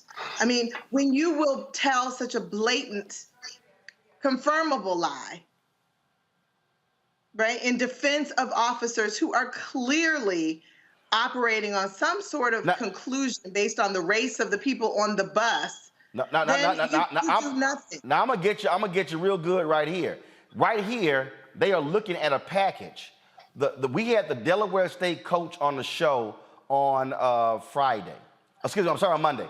And the woman said that was a gift from a student. They actually opened the gift to see what was in it. You know, Roland, my colleague raises a really good question. If the stop was for him driving in the wrong lane, you pull him over and you give him a ticket for wrong lane usage, right? How do you get to the search? Did someone consent to a search? And how do you get to even asking to search the bus full of college kids who are play soccer or lacrosse or whatever? Scott, that was no consent. That was Right. no. They literally said we searching everything. Oh, And there was no consent, and there was no reasonable suspicion for the search. Right. If it's a traffic stop, by the way, all those listening, if you get stopped for a traffic ticket and moving violation, right, the police don't get to search your car simply because they're giving you a ticket. And if they ask, you ought to say no and memorize their badge number, because this is crazy. Look at that. The storage of all of the luggage is open, and they've got it out, and they're looking for drugs. The dangerous part of this is if they were more corrupt, they could plant drugs in one of those packages or suitcases and then charge them. Well, I'll tell you. This reminds me of when Boosie was on when there was an incident. Scott, don't worry about it. You don't know. Okay. When the rapper Boosie was in Mississippi, and they had pulled over his bus, took everybody off. And one of his guys was like, yo, Boosie, the bag is on. And the bag contained about $300,000 worth of jewelry, diamonds, gold, all kind of stuff. So what happened was the cops then claimed, Biloxi, Mississippi, they claimed that no such bag was found.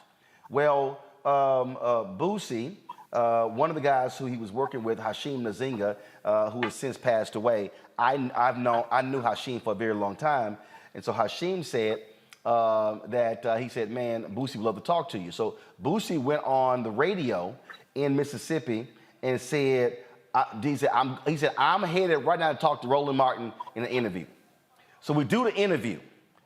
Boosie leaves. 10 minutes after they leave, they come back and they say, oh, they found the bag. So all of a sudden, again, so it was a bag of $300,000 worth of jewelry. The cops confiscated it was never booked into evidence. It was never on an evidence report, and they said they had no idea.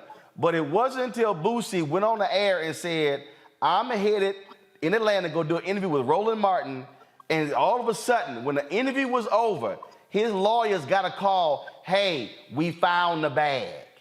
Well, that's just an innocent mistake. That happens. No big deal. Yeah.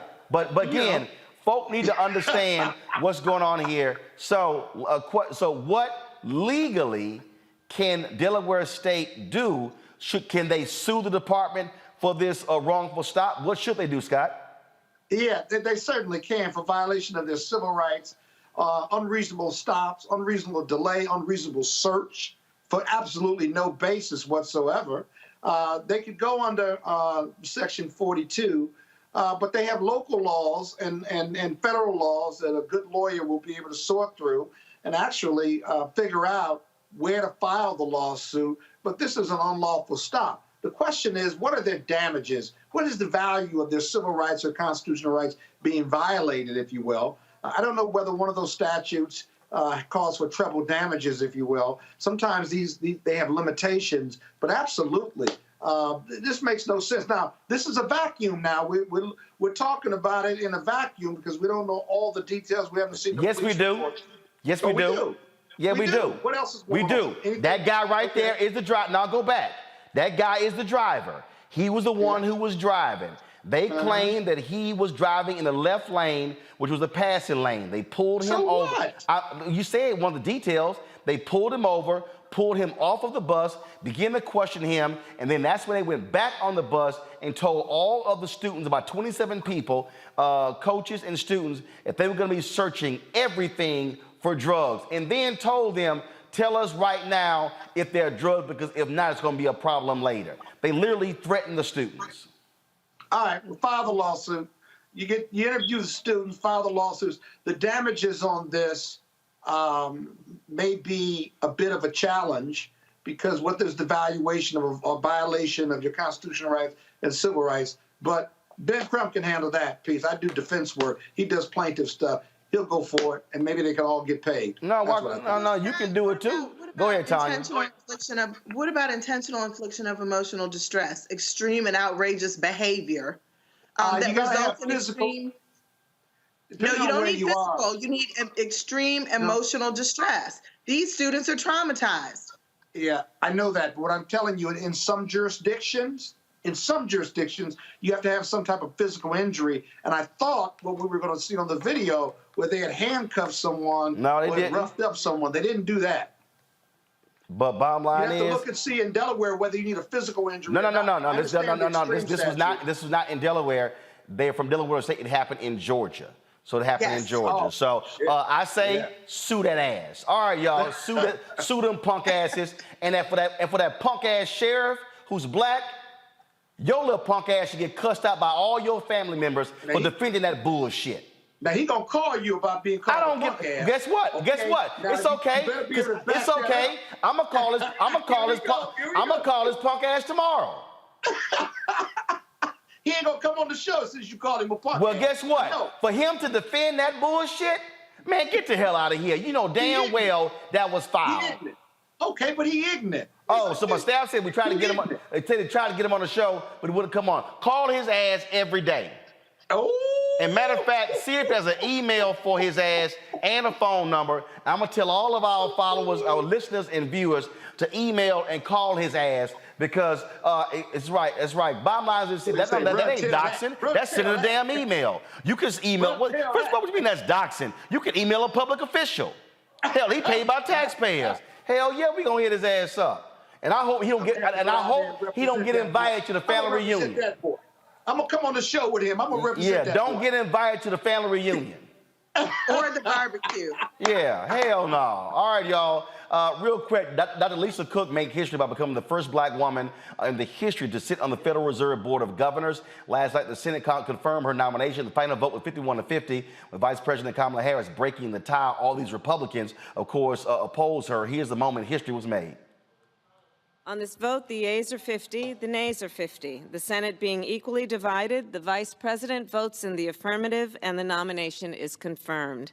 Under the previous order, the motion to reconsider is considered, made, and laid upon the table, and the President will be immediately notified of the Senate's actions. Well, there you go. They oppose this black woman. Y'all, she's got a doctorate in economics and is a professor at Michigan State University. During a confirmation hearing, Cook says she would bring diverse perspectives to the Federal Reserve Board to help it fight inflation and keep unemployment low. So we certainly congratulate her on that. All right, y'all, got to go to a break. We come back, we're going to talk racing with history maker himself, Willy T. Ribbs. Y'all show him. Willy T. Ribbs, he's up next on Roland Martin Unfiltered, the first African-American. Well, y'all hurry up and show the man thank you. The first African-American to drive an Indianapolis 500. We'll talk about Formula One racing. It ain't just about the Europeans.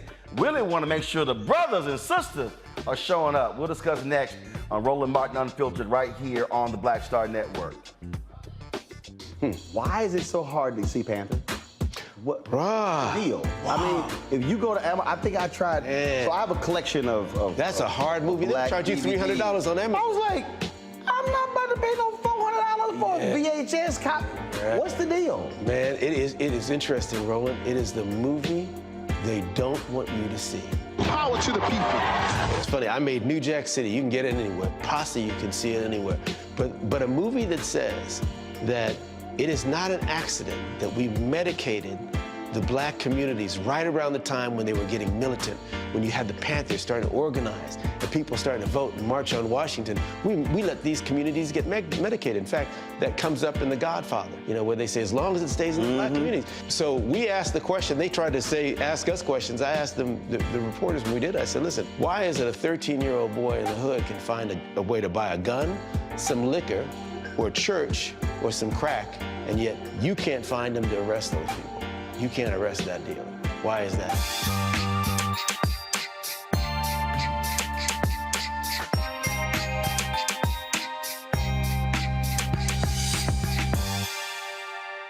A powerful movement is rising across America. From the Mississippi Delta to the Apache stronghold, from the homeless encampments of Washington State to the coal fields of Appalachia of West Virginia.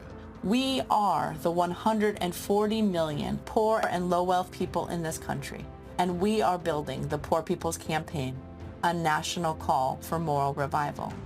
On June 18th, ahead of this year's midterm elections, while the Congress is still in session, we will hold a mass poor people's and low-wage workers assembly and moral march on Washington to arrest the attention of the nation, to put a face and a voice on poverty and low wages in this country. This is a watershed moment for justice and democracy in America. There are those who say that transformative change is impossible, but history teaches us that it is precisely in times like these that people must build a broad and deep movement from the bottom up. We must compel this nation to repent, to lament, and to see the realities that have been hidden for far too long. On June 18th, we will come together to lift the voices of the poor and low-wage workers who know that change is not only possible, it is essential for our survival. We will make the connections to show how systemic racism, poverty, ecological devastation, the denial of health care, the war economy, and the false moral narrative of religious nationalism and white supremacy are hurting us all. We will show the nation the faces of Americans who cannot afford to go back to normal. We will detail the policies that can move us toward a society that works for everyone.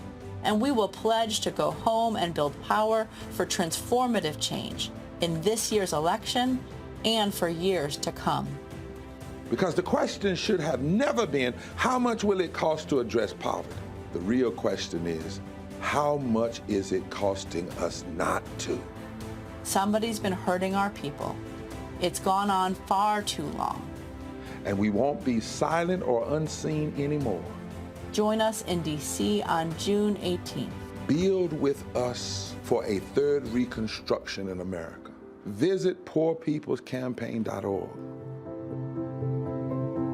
Hello, everyone. It's Kiara Sheard. Hey, I'm Taj. I'm Coco. And I'm Lily. And we're SWV. What's up, y'all? It's Ryan Destiny, and you're watching Roland Martin Unfiltered. All right, fam. Over the weekend, I was in Miami for the Formula One Miami Grand Prix. Henry Peterson and I went down there, got a chance to go on the track, check things out. It was an amazing experience, folks. It was the first time they had the Grand Prix there in Miami. Incredible show there. And the deal is, people understand, in the United States, look, you have NASCAR, you got IndyCar series, but F1 is crazy huge all across the world, and they're really trying to go big here in the U.S. And so the people like Will.i.am who were there, ran into Michael Jordan, ran into Michael Strahan, Spike Lee, Robert Smith. We ran into a lot of different brothers and sisters. Michelle Obama was out there, Jamie Foxx, LeBron James and the crew. It was incredible, and I was invited by Willy T. Ribbs. Yes, I ran to Matt Damon as well. That was funny because Matt was being interviewed on ABC, and he was trying to speak to me and not do an interview. And so had a great time out there, and I was invited by Willy T. Ribbs. That's Josh Allen with the Buffalo Bills. And Willy T. Ribbs, of course, a history maker, first African-American ever raced in the Indy 500, has been in auto racing for a number of years, and he's been hired, brought on by F1 to be one of their ambassadors and really try to drive diversity, if you will, in the sport. Willie, what's happening? How you feeling? All right, you there? Hello. Gotcha. Audio wasn't up there. So there we go. So man, first of all, it was an incredible experience being there in Miami. And just explain to our audience, I first got really introduced. I mean, I know about Lewis Hamilton, saw stories, but it really wasn't until I watched the Netflix special that really got me involved. Henry Peterson, who our production here, he told me about it. And that show is hugely popular and has really introduced a lot of Americans to Formula One racing. that Drive to Survive special on Netflix has really broadened Formula One's base in this country, just like that. And to see, a lot of people have heard of Formula One, but they really never focused on it. And I saw a piece about you saying that you really never watched Formula One. You really never watched any racing. And when I saw that you got hooked on Formula One because of Drive to Survive, I decided, well, let me reach out to you and get you to a show live, because there's nothing like a Grand Prix live. It's like going to a Super Bowl.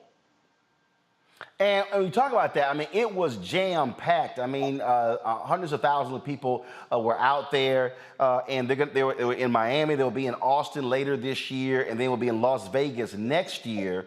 And so what are you hoping to do for F1 to get more African-Americans interested? We know NASCAR has tried to reach out to African-Americans over the years. I remember being a part of an initiative, about 15 years ago. It really didn't go anywhere, and you're laughing. It wasn't a sincere, the olive branch was not sincere. And it was, I think possibly there was a lot of pressure on them from corporate sponsors to represent what America looks like, and they just, they're not getting it done. And Formula One, I started my career in Europe, and I went over there to be a Formula One driver. I was the first black man ever to drive a Formula One car in 1985, the same year Lewis Hamilton was born. So Formula One reached out and said, look, we want to increase our footprint in the black community in the United States and worldwide. So I told him, well, I know who to call. His name is Roland Martin, that is. So that's the beginning, and I'm glad you were there. When I found out that Michelle Obama, First Lady Michelle Obama, was right over the top of us in our suite, I knew that, and she came 2 days.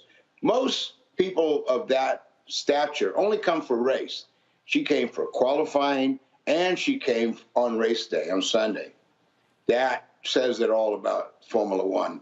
And and believe me, if Formula One didn't have its handout to African Americans, Michelle Obama wouldn't be there.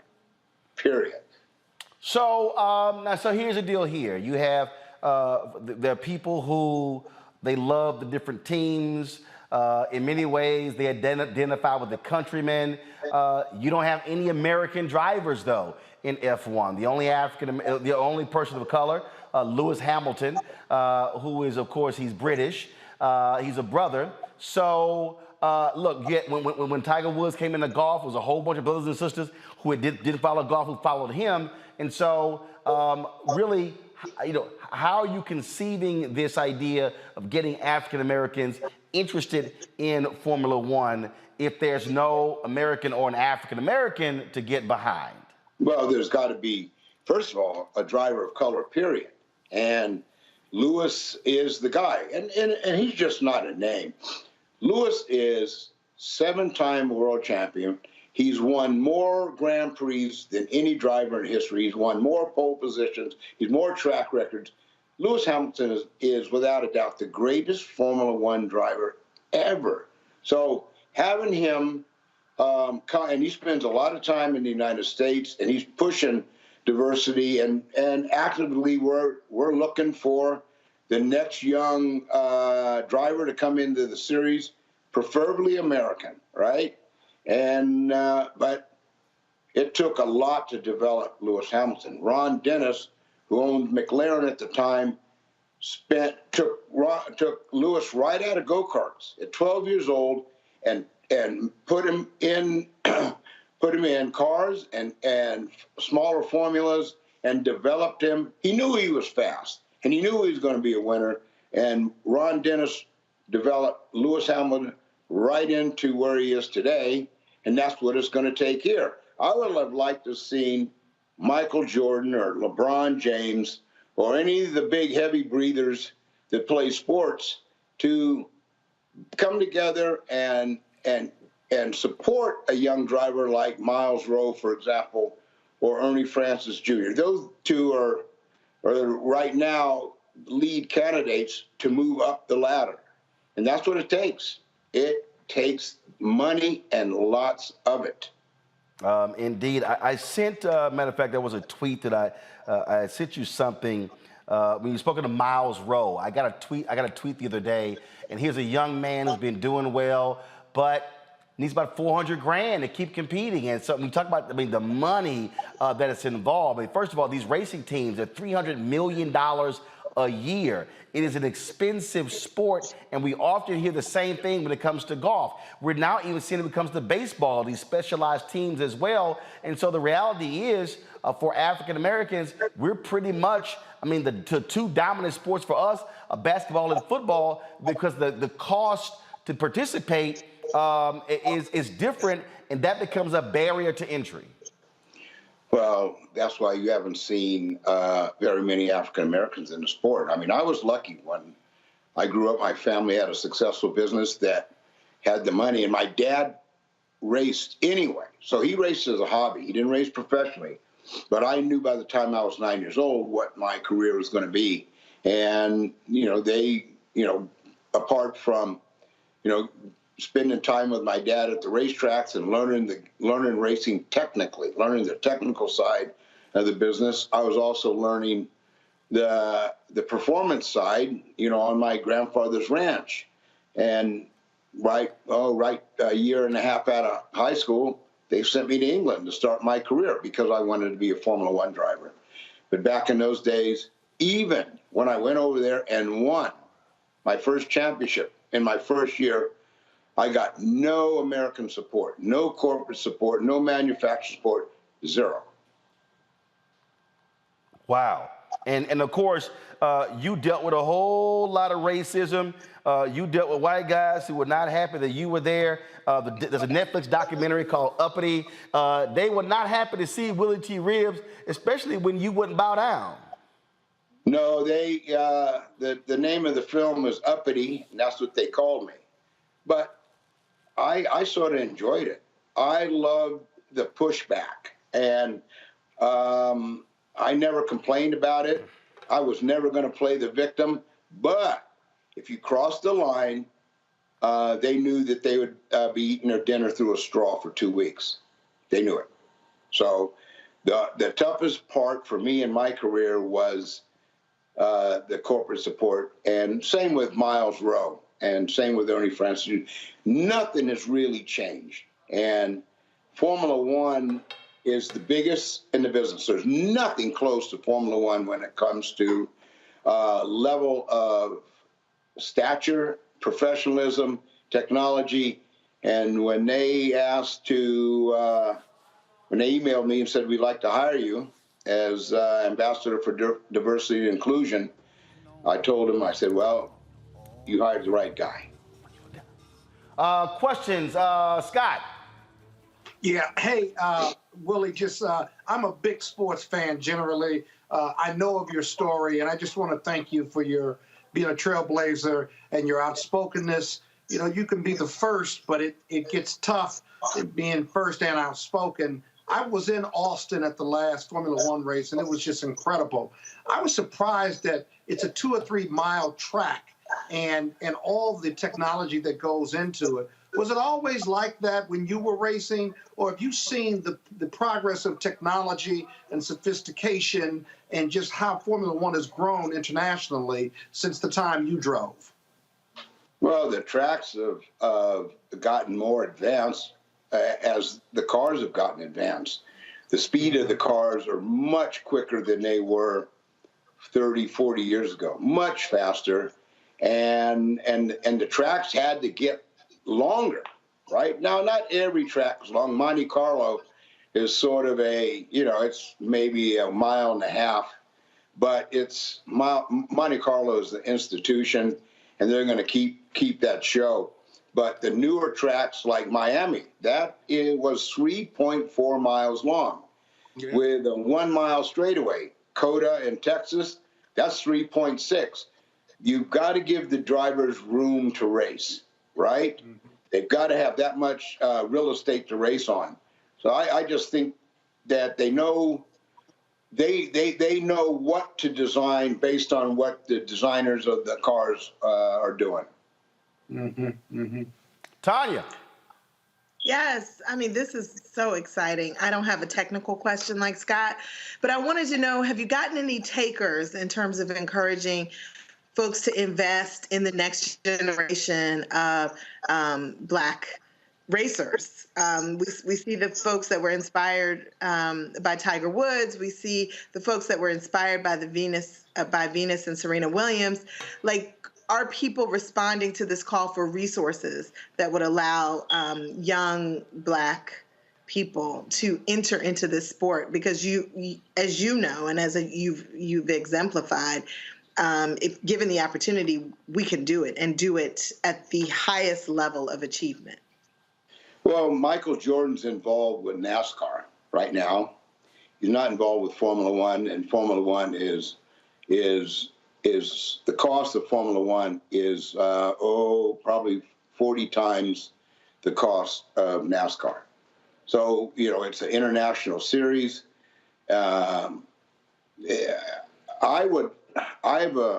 reached out, and in my career, there was only one African American in my career that if it wasn't for him, I would have never been in Indy 500. It would have never happened. There would have been no history if it wasn't for Bill Cosby. He called me and he said, "What do you want to do? And what is it going to cost?" And I said, "This is what it's going to cost just to do Indy, $500,000. He said, and this was in 1991. And he says, "Okay, no one else." Even with all the publicity that when we announced in Tavern on the Green in New York, there was no one else that said, we want in on this. We want to be involved, because the more capital you have, the better chance you have to get across the finish line first. Yes. Well, indeed. Thank you. Well, Willie, look, I look forward to going to Austin for the next F1, and look, whatever we can do to help, and would love to see the next phase of what F1 does in attracting African Americans. I'm gonna push him. I told him, said, "You know who you're hiring, right?" Now, I have a tendency to rub fur the wrong way, but I'll pat it back down. Don't worry about it. I trust me. That's what they've said about me the same way. But somebody, that's why I always say, you can't be scared if you Black-owned media. You can't be scared if you're a conscious brother. Willie, I appreciate it, man. Thanks a bunch. Great seeing you, and I'll see you soon. Yes, sir. Thanks a bunch. Thank your guest for me. All right. Thanks a bunch. Thanks. All right, folks. Cheers. All right, folks. Time for our Tech Talk segment.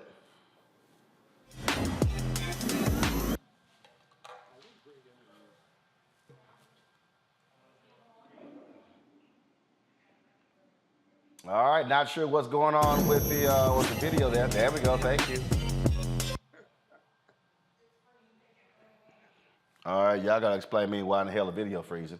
That makes no sense. All right, folks. Every Wednesday, of course, we have our Tech Talk segment where we focus on African Americans who are in the tech space. We brought you some great individuals who you may not be aware of. And so, and of course, y'all have been responding great. People have been creating apps and all sorts of different things. And so my next guest is in the same space. Glad to have her on the show. And that is one thing we're going to talk about here first. We were supposed to go to break, but I went ahead and just blew that off and just kept right through it. And so let's talk about how do you keep tabs on your badass kids? Now, some of y'all know you got kids who now, they with their friends and they driving around, they doing stuff, and you you kind of want to know what they're doing, and you're not trying to sit here and listen to them lie to you, because y'all know some of these kids lie. Let's not even front. We've all seen it happen. And so that is the case. I know we, of course, with my twins here, there was this particular app. What did my wife put? I think it was called Mama Bear or something like that.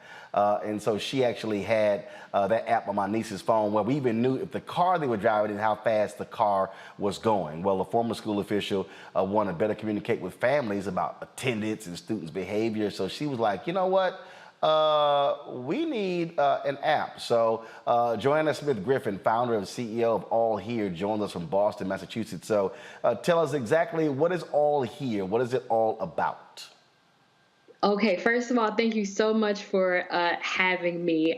So as context, All Here helps schools to provide 24/7 help and support to kids and parents through a smart texting-based app. So if you imagine that every student's family had a personal advisor to guide them through school, someone that knows the answers to all of the common questions, can speak multiple languages, and respond to needs and concerns right away, even at night or on the weekends, that's what All Here has built for K-12 schools. So it's a chat bot that makes 24/7 support possible for every single family in a school. All right, so when we talk about keeping up with them, how is it tracking them? In what way?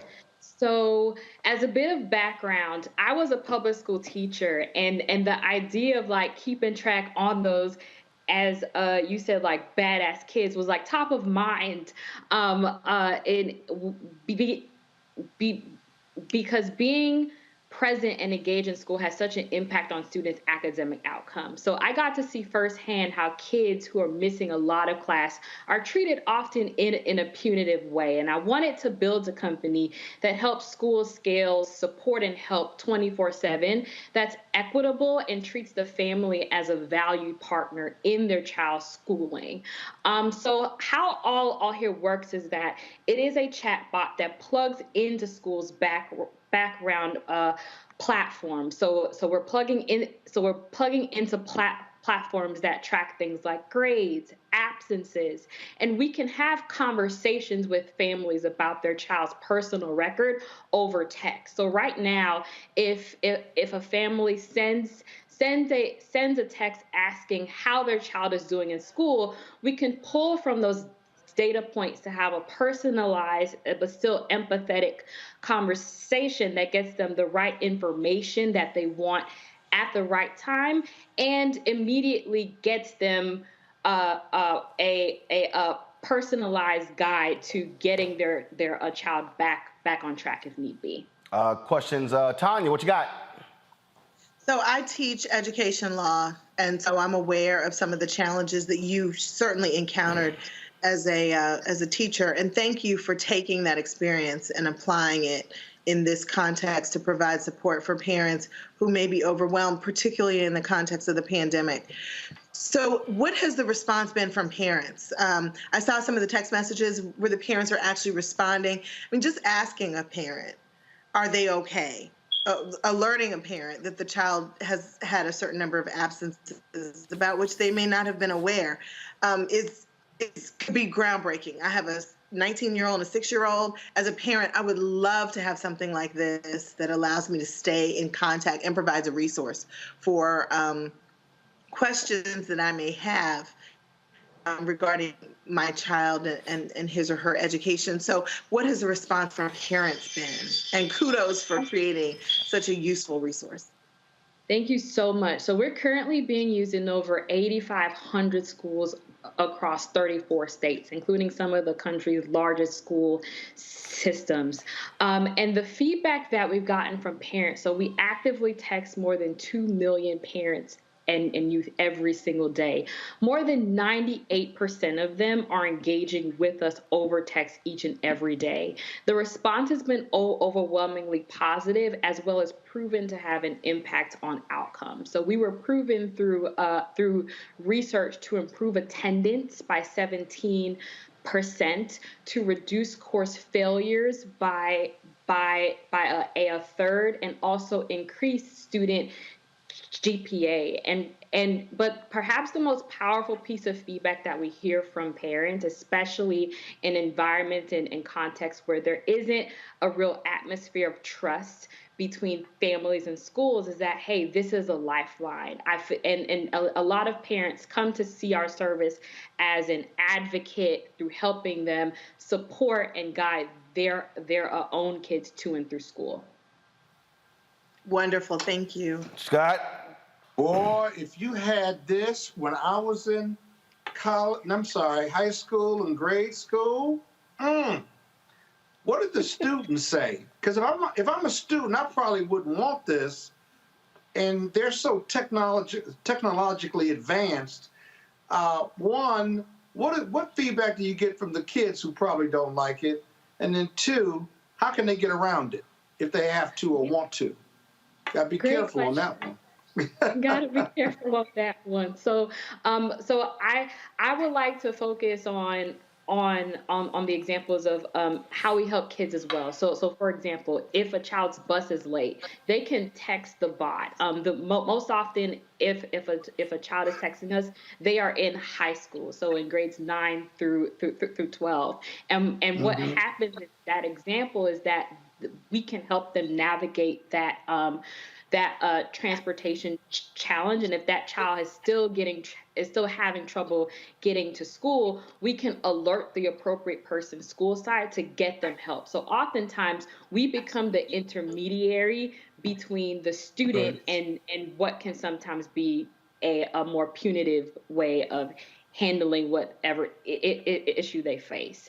The other example I would just add quickly is that as we are in the middle or the midst of a youth mental health crisis in this country, we often see youth use the service as a way to express feelings of overwhelm, anxiety, and we take great pride in being able to route the right student to the right support and resource at the right time. All right, then. Well, look. All righty. Thank you. Great app. Tell people how they can access it. Visit us at allhere.com and reach out. We would be happy to help you. All right, then. Joanna, thanks a bunch, and good luck with it. Thank you. All right, folks. Final story, some sad news. The NBA is mourning the death of Hall of Fame basketball star Bob Lanier. The league says Lanier passed away Tuesday, surrounded by his family after suffering some health issues for a number of years. Bob Lanier played center for 14 years with the Detroit Pistons and the Milwaukee Bucks, gaining 5 consecutive division titles. However, his impact went well beyond the court. Lanier served as president of the National Basketball Players Association and as the league's global ambassador for more than 30 years. Bob Lanier retired in 1984, was inducted into the Hall of Fame in 1992. Bob Lanier becomes an ancestor at the age of 73. All right, folks, that is it for us. I want to thank Monique, Tanya, and Scott for being with us. Thank you so very much, folks. Don't forget, tomorrow I will be broadcasting Town Hall in Kansas City, Missouri, where we'll be talking about the racism that black police officers are having in Kansas City. Of course, we had them on the show, the Kansas City Urban League, where they talked about this. And I tell you, it is a huge issue what these cops are going through in the police department. And so we are going to be in Kansas City for this town hall on tomorrow, beginning at 5 p.m. Central, 6 p.m. Eastern at the Robert J. Mohart Center, 3200 Wayne Avenue. And so, of course, you can RSVP. And so we look forward to having that conversation. Racism. So the Urban League of Greater Kansas City presents Racism in the KCPD, Addressing the Black and Blue Divide. So we'll be live streaming that right here on Roland Martin Unfiltered and the Black Star Network, folks. So until then, I'll see you. Y'all have a good one. Holla!